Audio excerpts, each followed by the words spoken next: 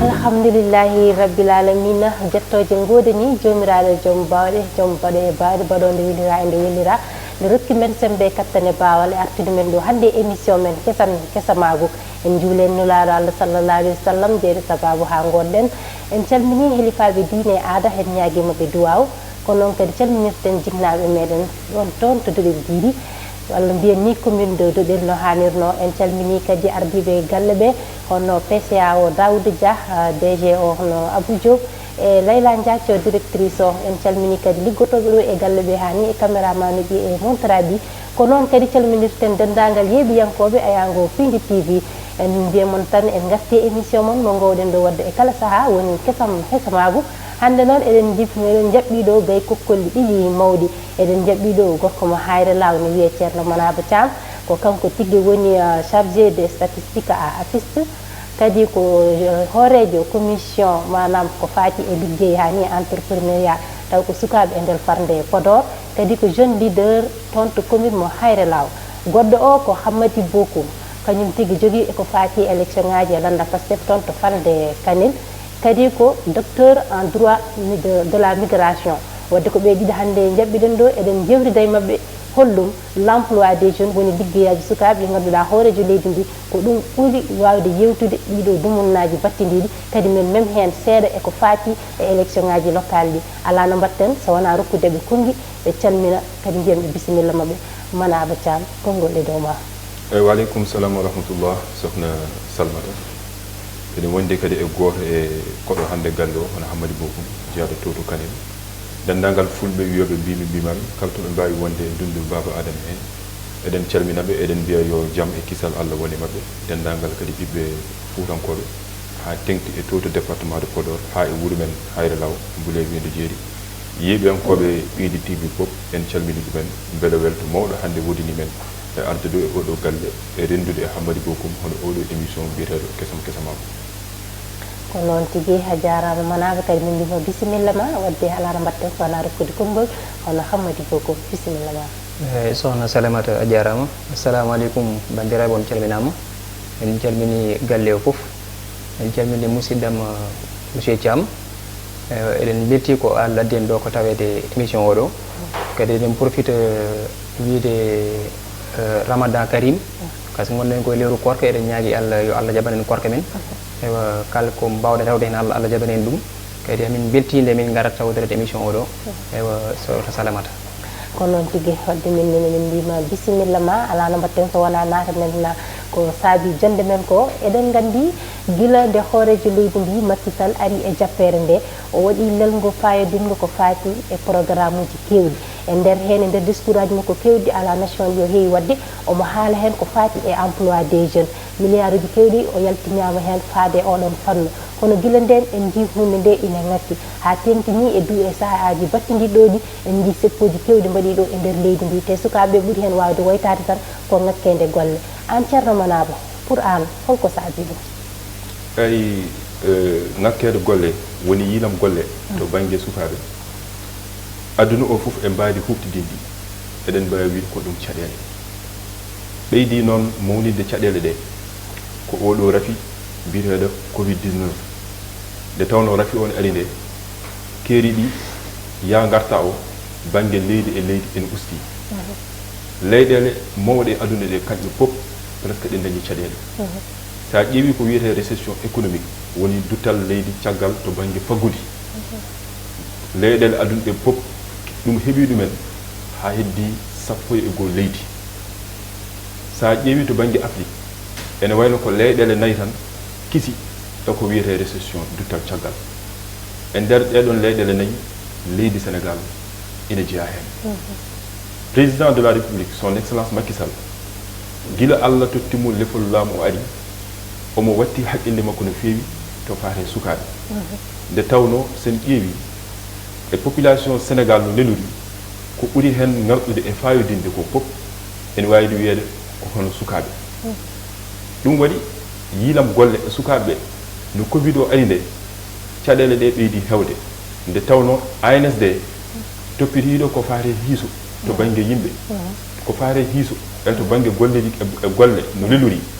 ɓe ƴeewi ɓe tawi ko ɓuuri 30% gollatnoɓe fof ene perti golle mumen tagi ɗum entreprise aji kewɗi liggintunoɓe ɓe dañi caɗele wona ɗo tan e sénégal ko leyɗele ɗe fof dañi ɗum e ngam saga taux de chômage o ene wayno ɓeydi waɗi accentué ɗum waɗi son excellence le président Macky Sall nde o yi ɗeɗon caɗele yeehi ha sukaɓe kañumen e koyemen batti yaltude e kewendi ngam wiide kañumen ene jiiɗi liggade o ƴeewi wadde feere holno yuɓɓinirta ɗiɗon structure uji gandanɗa hoore ma kañum géranno ko faate financement ji e ko faate yiilam golle to banggue sukaɓe ko ɗum waɗi ɗeɗo janggo so Allah jaaɓi to jamñaɓe forom mawɗo ma waɗe ko faate jiilam golle to sukaɓe e ɗeɗon caɗele eɗen mbawi wiide sénégal eɗen keewi ko wiyete sukaɓe machallah sa ƴeewi somolaji ɗi presque ma o siibi ɗon 5 millions 800 personnes fof hande e nder sénégal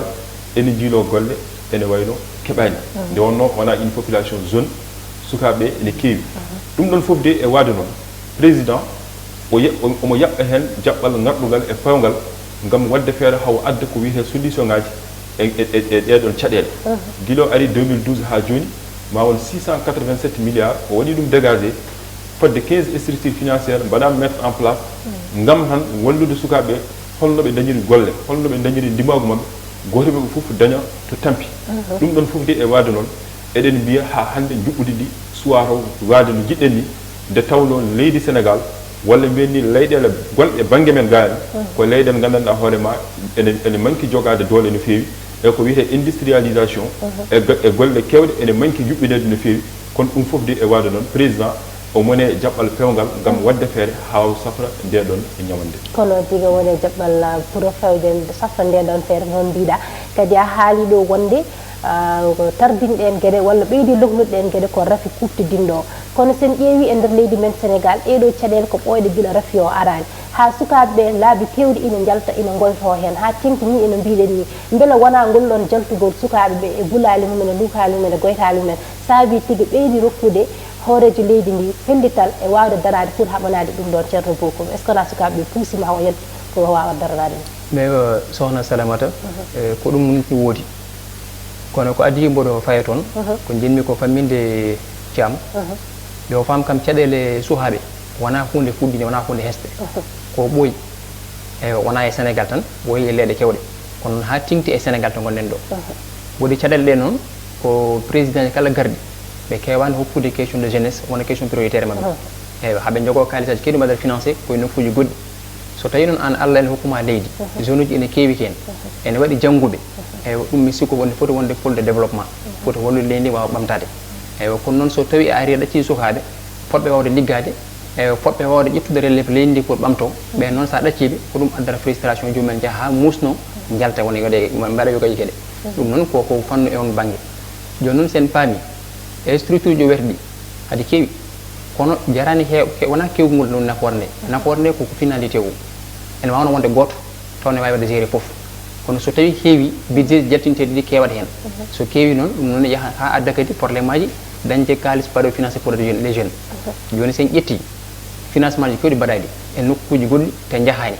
ene wawno waɗade financement e jeunes uji ɗi ɓen mbawa dañde golle par ce que ɓen so dañi golle déjà leydi ndi ma ɓamtu galleji men ma ɓamtu eyyi neɗɗo kam sikko so tawi aɗa jogui golle tan sa ɓamti galle ma tan ene jeeya kadi ɗum to leydi ma ɗum ne jeeya hen joni noon probléme aji garɗi ɗo joni ɗi ko sa yi président yalta ko wi ko sen kiɗimo discours makko o wi ko haale français wi ko je vous ai compris mi faami yon eyyi so woni noon président woni président guila e 2012 ha ɗo joni ko joni o famata jeunesse makko firti waɗi caɗele on fonno famdeɓe ko adi ɗum joni sen gaari ha ɗo noon eɗen gona 2021 so tawi en waɗi caɗele o ƴeewa no corrigir ɗum kono so wonti ko joni o famataɓe guila 2012 ha joni firti ko caɗele ene nder leydi he zone uji ɗi ligga he tampere nen ɗo hen caɗele noon ɗon ne keewi joni noon yimɓeɓe ene poti wawde miijade e politique de développement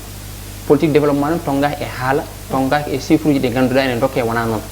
firti koko ganduɗa ko hunde yiyetede so waɗama ene yiiye yimɓe pawa hen guite mum ganda ko ɗum ne woodi kono so wonti kala tan ene mbiya ɗum ɗo ne woodi ɗum waɗama eyyi tan noon yiyetake e indice de développement e firti ko waɗa ko hannino ko haalaka niga saabi wona hunde wonde joni noon zone uji kam so goni e leydi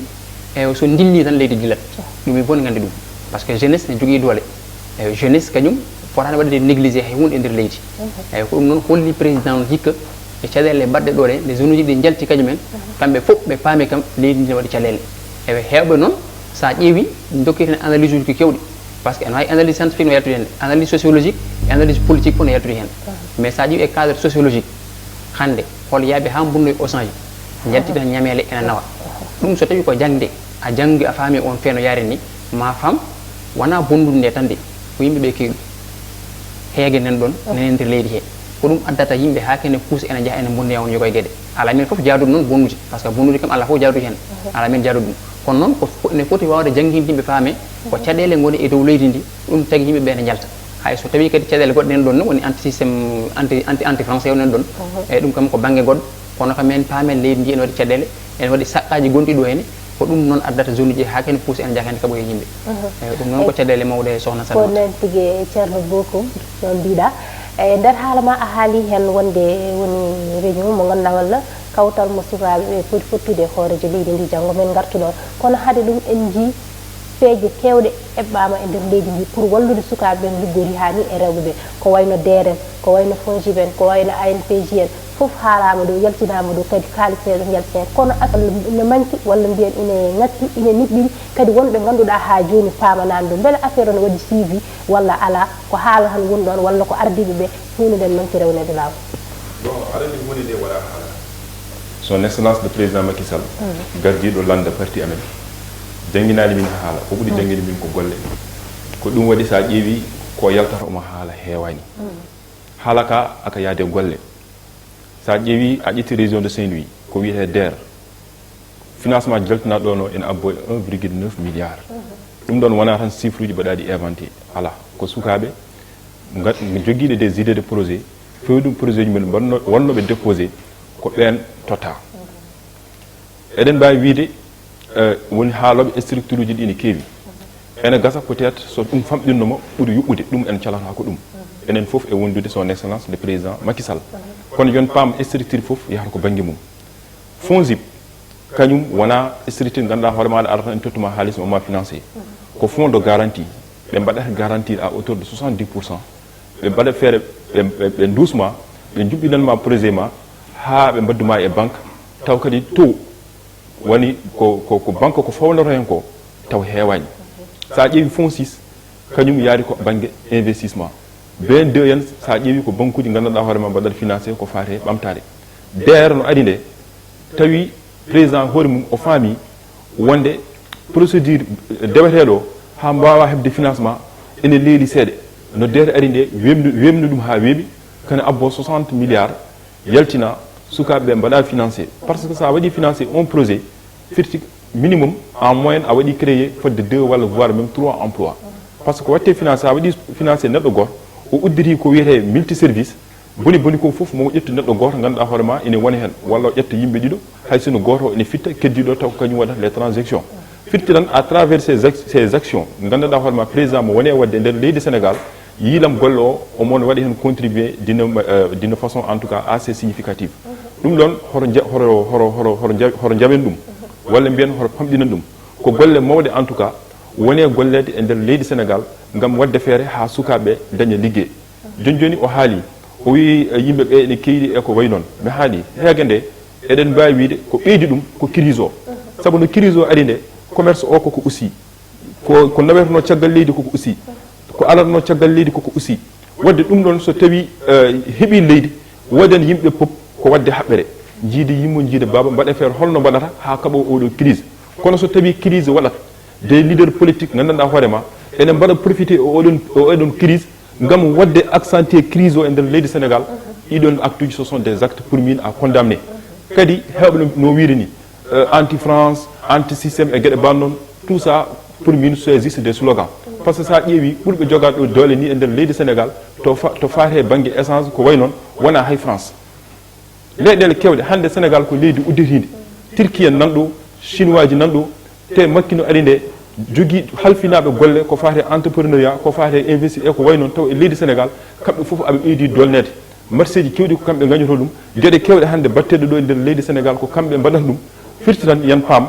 en tout cas wajiɓe no jiiɗi yaaride ni walla koɓe jiiɗi nannude en tout cas e ko yimɓe ko hunde nde yarani noon son excellence le président ko jaam yurmede ko neɗɗo mo gandanɗa hoorema omo ndaara no feewi ko yahata e nder leydi sénégal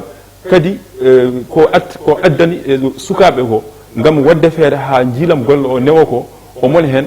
suwa noon yuɓɓude no hannirta ni saabu hunde a wawa arde tan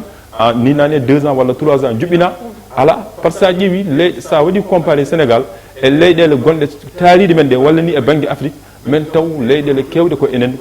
enen daɗi ɗiɗon milliard uji biteɗo ko chiffre uji saabu sa yiiɗi wadde feere ha yiilam golle o ha beltina sukaɓeɓe fala budde mbaɗa hen investir haalis kewɗo ɗum ko hunde wotere gueɗel keddigo eɗen poti famde wona tan yaltinde milliard uji haalisaji woni ɗum surtout banggue formation aussi il foti waɗede privilégié ɗum waɗi no président ari ko nande 3 fpt en foof dolna no hannirta ni ha sukaɓe gandanɗa hoorema hay sinno ala hay niveau goto aɗa ƴette mbaɗɗeɗa formé e 6 mois daña ceedantagal e gam sagam mbawa dañde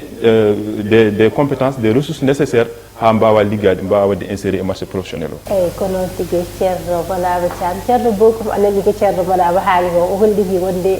hooreji leydi ndi guila ari nana waɗa golle fayidinde te sukaɓeɓe ndi yimɓe gandu kam wonko watte te en kañ kaali joni ko fate deren FONGIP en ko wayno ANPEJ en hunde nde ɗo gaddade pour ne ballodir sukaɓeɓe e rewɓe kono ha joni hunde ne loppitemi chômage o hatta ine ɓeydo kala saaha so tawi ha joni omon waɗɗen golle te ko heddanima ko natti heew est ce que wadde aɗaɗa soyni faabo ewa aɗa andi so wiyama deren walla FONGIP en gueɗe ban noon yen pam par ce que sénégal wona tan zone uji wonduɓe parti au pouvoir ɓe goni sénégal wona ɓen tan goni jeunesse sénégal joni noon so tawi aɗa waɗa des investissements rokko ɗum dokkata ko sénégal fof no fotirno wona a suɓoto e nder sénégal ɓe tan ne jaada yam ɓe hokka ɓe ko ɗum noon kewɗen yiide e président men hewɓe par ce que hande hay sa ƴeewi sa yeehi ANPEJ sa waɗi projet ma a nawi toon caggal ɗum a ruttoto jaaha jiiya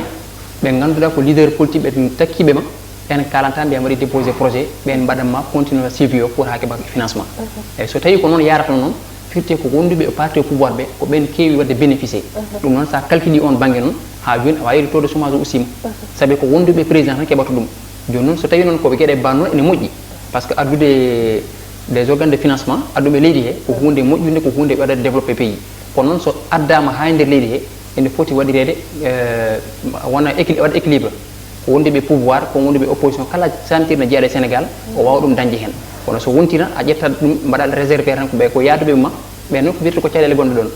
kadi paamen par ce que développement holko nandi ko heewi o haali joni banggue compétence holko nandi par ce que neɗɗo so waɗama formé ha paari mo foti hokkede golle par ce que kala ko wawi waɗede formé so tawi o jooɗimo dummuna ko waɗa formé ko o gollaki ɗum tan compétence ko majjo o yiyata ko janggude fof o jitat en noon enen jiiɗi neɗɗo formé ha para dutto ene mbaɗoya grève pour dañde golle ɗum ko caɗele hedde ron ko hedde yimɓe noon ene poti wawde yewtade gusta politique o par ce que yimɓe so tolnima e développement politique gustat ɗum en jiyani pays baɗɗe développé taw ko politique woni ɗon yesso politique ko wawde wadde tan coordonné haymin jooɗo kono miijoji nan ɗo henne haqqillaji nan ɗo henne pour nawuji pays yesso hande caɗele kewɗine leydi he en mbaɗum haalde par ce que hay sen mbiɗen kala ɗum ha janggo gasata kono noon so tawi caɗele mbaɗi a joddima e jeunesse ma oto yii tan takkiɓe mabɓe ɓe kalama koɓe jiiɗi kan cikka ko ɗum woni jeunesse sénégal ɓuuri ɗon hewde heɗɗo ɓe ganduɗa jaadane mabɓe ganda caɗele mabɓe ganda goƴe mabɓe ɓa daña dame ɗen ganduɗa hen ndewata pour mbawa safrude ñabbu caɗele ɓe gondude a wawa safrude foof eɗen gandi ɗum par ce que politique ni ko hunde musde ko hunde satde hay président ko hoorumi so ari wawi safrude ko pour safrude ko kono wonɗe ganduɗa ko de question prioritaire ɗum safrete tan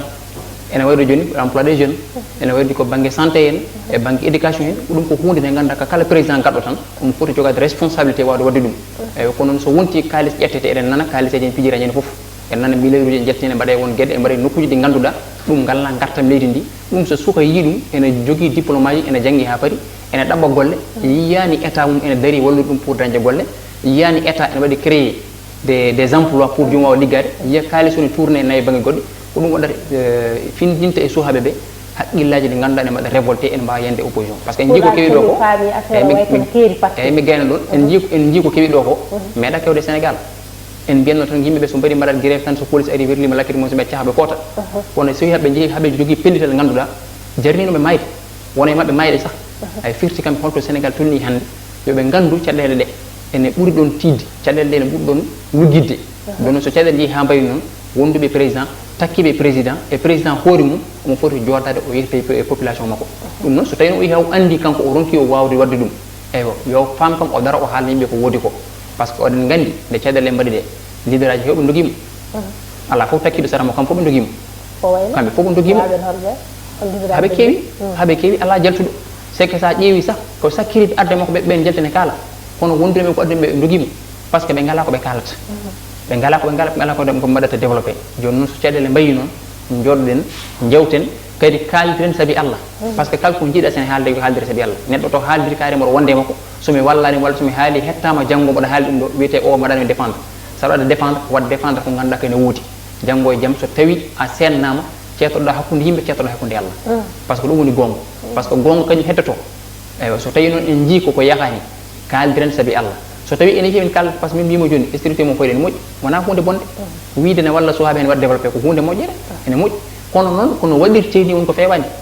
so hunde addama wiyama ɗum ko pour développement eywa yimɓe mbaɗi ɗon tombe d' accord en kawri hen kono noon no gollirte ni so tawi ene waɗi caɗele ene waɗi ɓe cuuɓe hen ɓe ɗacce hen surtout ko hunde nde wona no foti yarude ene fof ken sénégalais ene fof ene poɗen bénéficié eyyi kono so yii ha wayi noon yimɓeɓe ɓe ganduɗa gondani parti pouvoir kañumen ne jogota ko cuusal yaade toon ni par ce que mbiyata ko somin jeehi min keɓata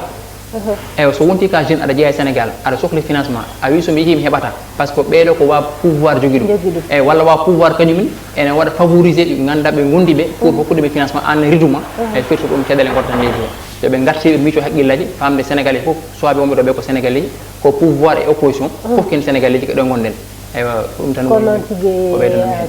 monsieur Bokum kono ceerno mbaɗama mbiɗa sikki an ko wadda jeeya e dognoɓe ɓe sangade hooreɓe leydi ndi ɓuri sohlude wondi mum nde so ɗum ɓe ni janggo inchallah walla mbiyen 22 avril o ɗo hooreji leydi ndi foti hawrude e temedde 4 e capanɗe joyo suka taw koye nder leydi men sénégal toon to joom ñaaje gam yewtude maɓe ko faati affaire aji projet ji ene yiya hen sa kala département ko addara ko yimɓe sappo potata représenté beele ɓen ɗon yimɓe sappo aroɓe sukaɓe est ce que wona tan sukaɓe parti au pouvoir ƴetta on walla ala ko sukaɓe ɓe foof dendagal sukaɓe ɓe kadi sumgo ngoɗo ɓen ɗon sappo holno yaani mi arte hen seeɗa aɗa andi hokkude la bonne information ene moƴƴi ma tagan sukaɓe jogade cuusal way tan kono ɓoyani ko e gardugol nos deux ministres qui sont au niveau du département de Podor le coordonnateur Abdoulaye Daoudou Diallo ene wonde le ministre de l'enseignement supérieur Cheikh Oumar Anne min mbaɗi organisé forum toto Ndioum ko faate yiilam golle sukaɓe e ñeñantagal mum e karantagal mum le DG de l'APIX Mountaga Sy guichet mobile de l'APIX adda sukaɓe ɓe balla kamɓe pop haɓe dañi ko wiyete registre commerce e ninia nde tawno ko ɗum woni d' abord daɗɗude golle hadema wiide aɗa yaha financement yaha taw aɗa jogui ɗiɗon kayitaji ɓe gaddoto namdade ma ko fodde kono abbe 300 jeunes walla kene ɓuuri ɗum balla dañi entreprise aji men 270 entreprise individuelle ene wonde 25 GIE yo mbaɗa monté ɗum ɗon fof ko kamɓe jaltine poste uji mabɓe ɓe mbaɗat ɗum sukaɓe te no ɓe mbaɗata ɗum de ɓe ƴewani o ko APR walla o ko banggue goɗɗo jeeya ɓe ƴeewi tan ɓe mballi ko sukaɓe département sa ari a wiyataki addu carte ma membre a wiyataka haydara information waɗa passé kala garɗo so ari udditene ko ɗum woni politique moƴƴo o ko fate e financement ji monsieur Bokum arti hen hewɓe ene mbiya wonde financement ko yimɓe APR dokkete walla ko way noon mbiɗa sikki on information wawa wodde ayi sa yi ko nande fou so tawi il n'a pas un bon projet hay ko goto jaɓata wadde mo financé e kala noon to mbawɗa jeeyede ɗum waɗi il faut sukaɓe ɓe ganda so tawi tan leur projet sont bien structurés projet ɗi no bindirani ene feewi business plan ji mabɓe ɗi ene feewi kala to ɓe mbawi jeeyede koɓe heɓoɓe financement en keɗima ko dimanche ɓenni ɗo tan Papa Abdoulaye Sarr gardiɗo DER o haali o wima o waɗi financé sukaɓe Pastef naɓe o waɗi financé sukaɓe APR naɓe o waɗi financé wa yanamar ala foof mo waɗani financé firti ɗiɗon structure uji mo président Macky Sall addi ɗo o addinan ɗum ma Samba o addinan ɗum ma Demba o addan ɗum ko sukaɓe leydi Sénégal foof ko ɗum tagui Mountaga Sy heewi widemo ko jaam yurmede ko fate conseil battede subaka to jaam ñaajo politique wawa wonde hen par ce que conseil national des jeunes ko ɓen gardina ɗum sa ƴeewi ɓen holno cuɓira ɓen cuɓiraka wonde koye parti kaali jeeya wonde koye parti kaali jeeya ɗum waɗi hanki mbiɗa yewtude Mountaga on wiyami conseil baɗowo janggo to jaam ñaajo wona conseil économique wona conseil gandanɗa hoorema politique mais c'est beaucoup plus institutionnel ko gandanɗa hoore ma ko yimɓe sukaɓe mo kooli gardini to banggue département ji ko ɓen cuɓeteɓe ɓe gardinana ko noon wonde aɓe jeeya won lande politique walla aɓe jeeya e société civile non ko département ji jona woni hen yimɓe cuɓi ɗumen gardi les conseils départementaux et ko wiyete les CRD gandanɗa hoore ma au niveau de chaque région président waɗino ordonné ko CRD ji yo mbaɗe ɗum waɗi les 14 régions gouverneur fof ma ar waɗa résumé saqqaji e sohlaji région mumen département ji département fof sukaɓe sappo ene cuɓa hen ɓen kadi ma gardiɗo oɗon conseil national des jeunes onne kadi so ari ma ƴettu konngol yidde tan famminde bandiraɓe ko waɗata janggo inchallah to jam ñaajo ko ça n'a rien de politique wonna ɗum ko sukaɓe leydi sénégal ko président Macky Sall yiɗi yewtude e sukaɓe yiɗi yewtude e ardiɓe région ngaji ɗi gam ƴewde saqqaji ɗi e caɗele ɗe gam ƴewde ɗiɗo 450 milliards poɗɗe yaltinede gam sukaɓe balle ha jana golle no hannirta ni holno watte ha yuɓɓinire taw e duuɓi dabɓe ene fawe e lawol taw sukaɓe fof ene mbawa yiitede hen e koye mumen ko noon ɗum ɓeɗori ceerno bokum to fande Kanel walla mbiyen région de Matam beele on ɗon programme no nottitagol no janggo sukaɓe ɓe hawride ɗumen hoore leydi ndi oɗon sukaɓe Pastef walla dendagal ni jeunesse commune ɗon toon to fande Kanel eɗon jogui hen humpito e on ɗon fanne eyi ko ɗum gadimi nande haalde e haalam par ce que mbimi ko won gueɗe yimɓeɓe mbattu haqqille yen kala ko wuudi ko mbasen momde haala ka ɗum woni ko laaɓiɗal par ce que min koye Pastef wonmi Kanel te ala fof to kemmi information wonde les membres de Pastef wonɓe Kanel ɓe noddama e ko wayni ala par ce que min mboɗo heeɓa information à la minute près par ce que ko hen jeeyami gueɗe banni hayso tawi idée no moƴƴi fonno ko yajñede sen ƴetti département Kanel par exemple jeune uji nen toon parti politique aji kewɗi nen toon ɓe jodde ɓe nodde ɓe jewtide ɓe kalde hayso tawi ko kala parti politique suuɓe hen neɗɗo ɓe dentina ɓen gara tawte jonde nde ɗo politique eyyi watta ko hayso wona politique au fond mais finalité o par ce que mi haalama gueɗel gotel président kala ko waɗi certes que on wawi yide jogo hokkude ɗum connotation goɗɗo mais au fond politique yaltat hen ɗum wawa wodde par ce que sa yi président ne nodde yimɓe yen gara jooɗo jewta pour ƴeewa solution ngaji ko addi ɗum ko caɗele gonno zone uji jalti ene kaaɓe o noddi pour yewtude suwaɓe leydi ndi joni noon sen ƴetti département ji ɗi foti ko joƴƴinede e cuuɓe so suɓama habar wiye département Kanel walla département tan ɓe cuuɓi jeehi mbaɗi représentant Kanel ɗum ma waɗ équilibre janggo e jaam kala ko haala toon ɓenne so garima gartir information yimɓe ɓe kam keddo hen paama en wawi wadde équilibre kono so wonti ɗum yahani wiyama ko zone uji Kanel ƴetta wonɓe e parti au pouvoir nawa ɓen kala ko président haala jaɗat hen ɓe calta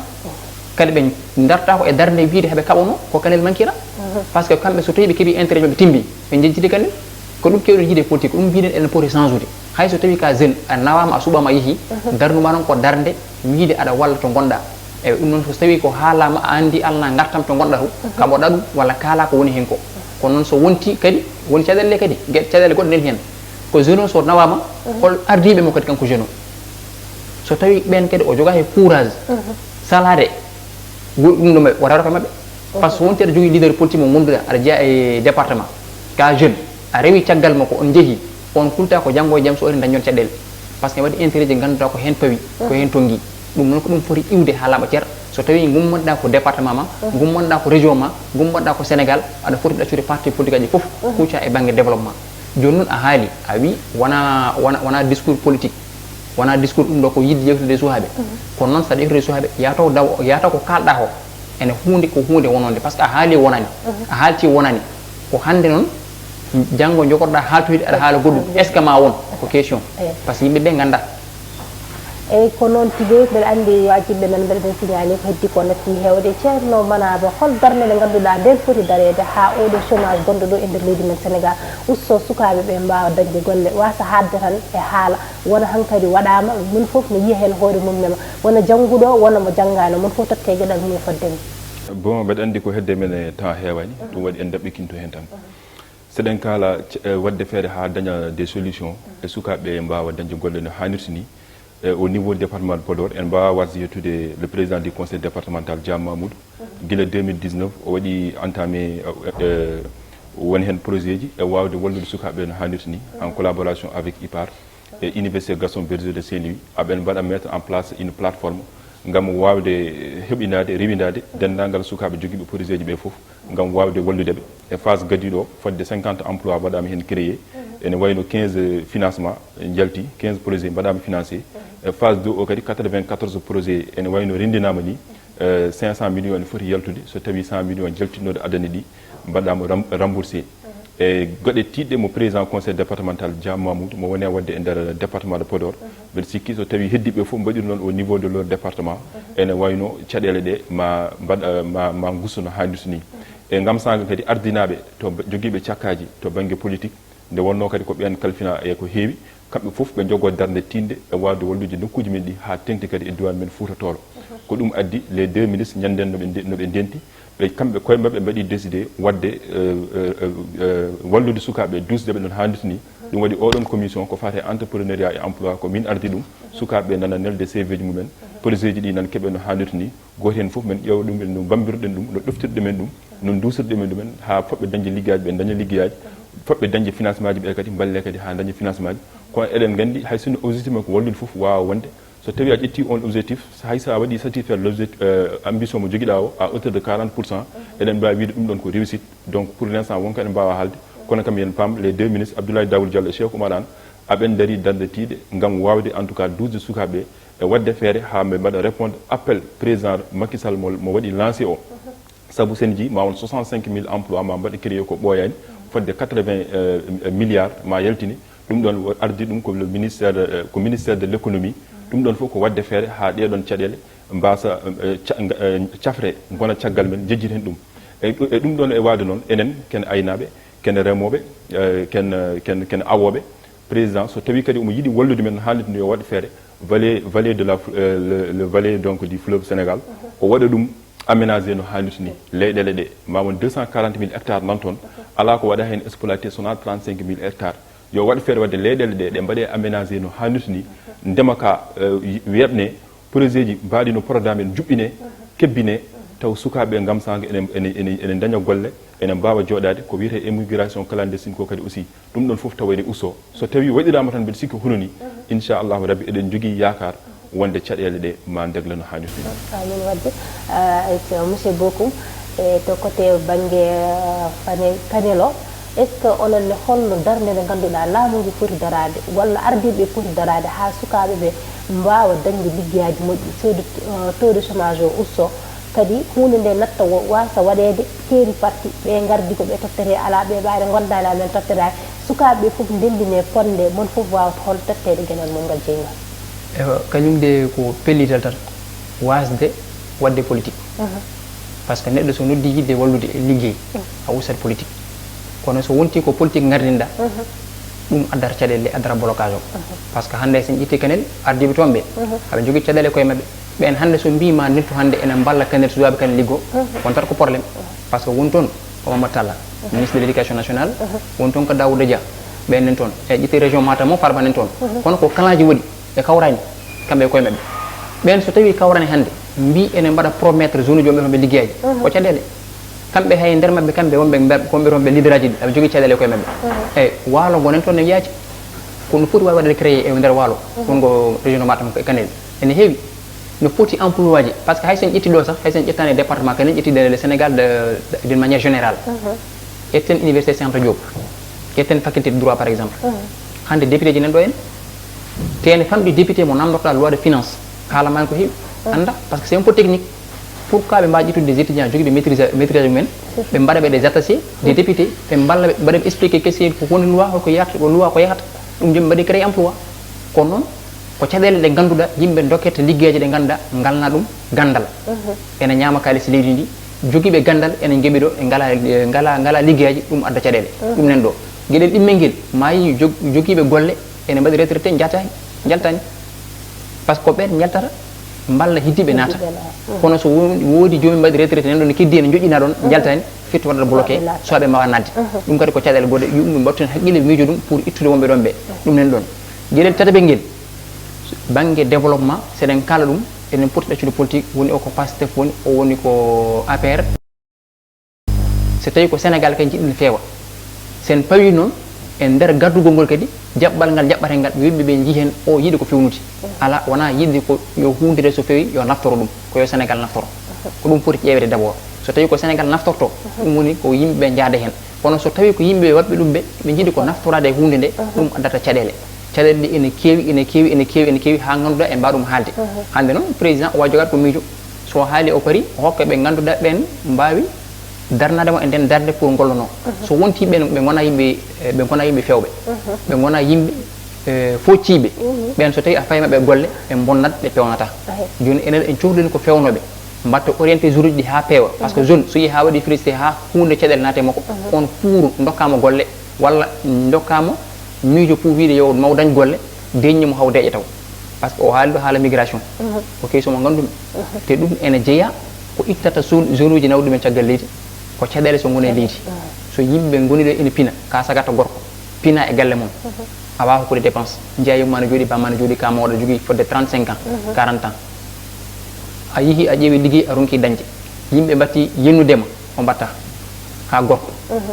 sa wiyama lawol nen ɗo joɓata ko 400 000 500 000 a yahat ɗum noon so tawi 500 000 ɗi noon so tawi leydi ndi ene jogui ɗo ɓe ganduɗa joguiɓe miijoji wawde wadde créé ligguey sa joguima 500 000 ma 1 million ma aɗa wawi hokkede lawol ngal ndewata ha mbawa dañde golle moƴƴe eyyi ko ɗum fof ko caɗele kadi ko haalte hen ko ne heewi gasata saabu hay toɓɓere men wonde ne jiɗa ɗum men nde sikkitama rokkata men wasata wadde saaha goɗɗo woni e dirtingol élection ngaji local ɗi walla nder simbuji nokkuji ɗi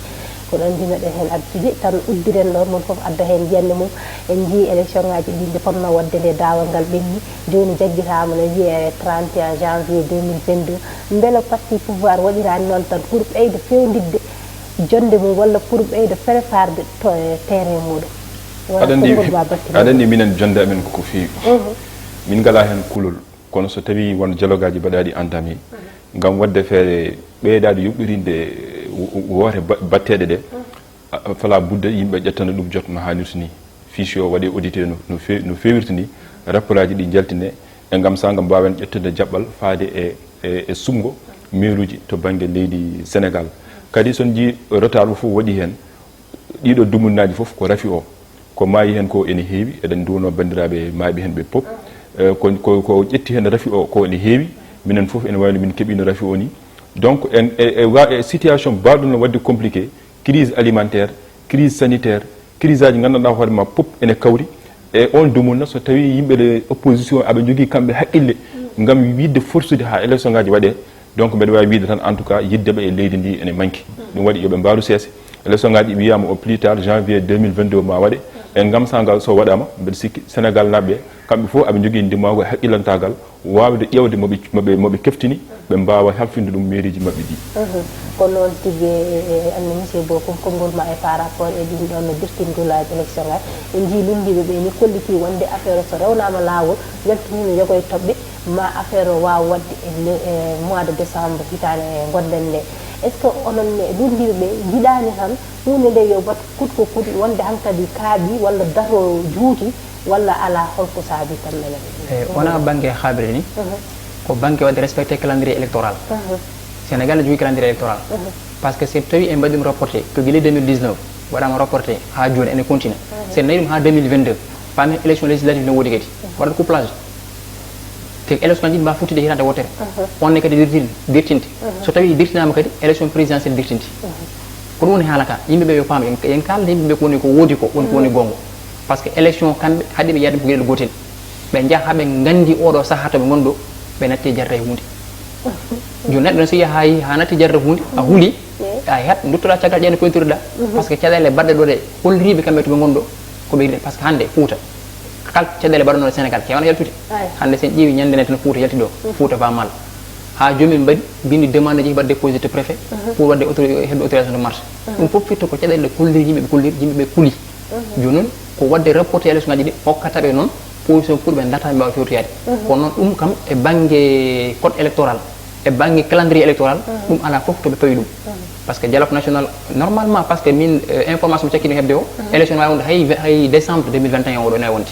kono kamɓe ɓe jagui ko 2022 2021 objectif o ko so yeehi ha toon noon tawoyat élection goɗɗo so tawi élection goɗɗo on waɗe rapporté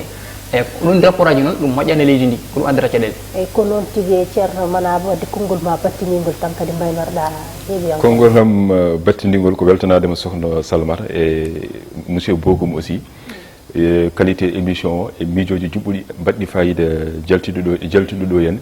e wiide tan dendagal leader aji maire uji ɗi foof yoɓe mbattu haqqillaji mabɓe e sukaɓe no hannirta ni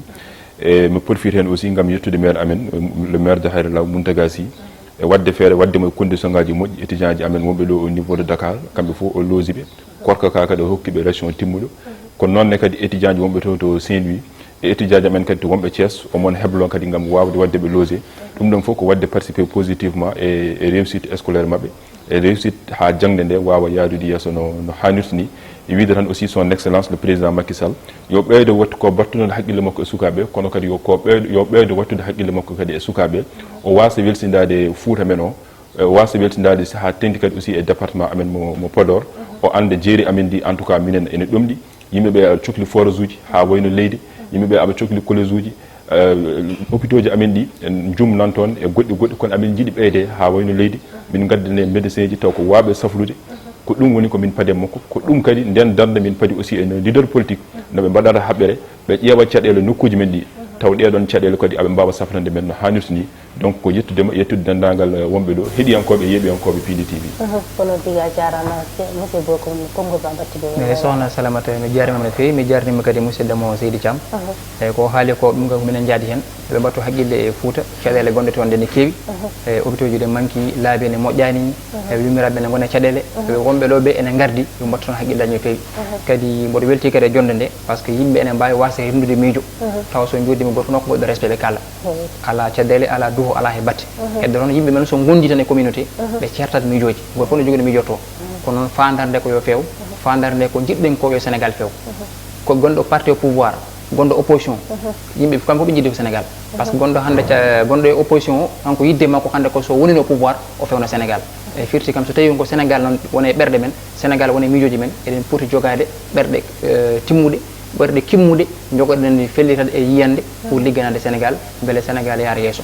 assalamu aleykum on jarama ko noon tigui wadde bandiraɓe yeeɓiyankoɓe hayango Pili TV émission men kesam hesamago ari ha ɗo en gasi ha laaɓi en dutti noon en jarni hono invité ji men ɗiɗiɓe noddumen ɗo ɓe hono ceerno Manaba Thiam gorkom Hayra Law e Hammadou Bokum gorkomo Kanel en litti kadi en jarni dendagal personnel nangguɓe hen ha émission o wawi rewde no hannirta ni kala ko fewani émission oɗo ñaaga hen yaafuya saago amen tan ko addande moon kabaru fewde juɓɓuno mun ko wawa hen naftorade wadde mbiyen ha saaha goɗɗo kadi e émission men keso kadi e toɓɓere men hesere on jarama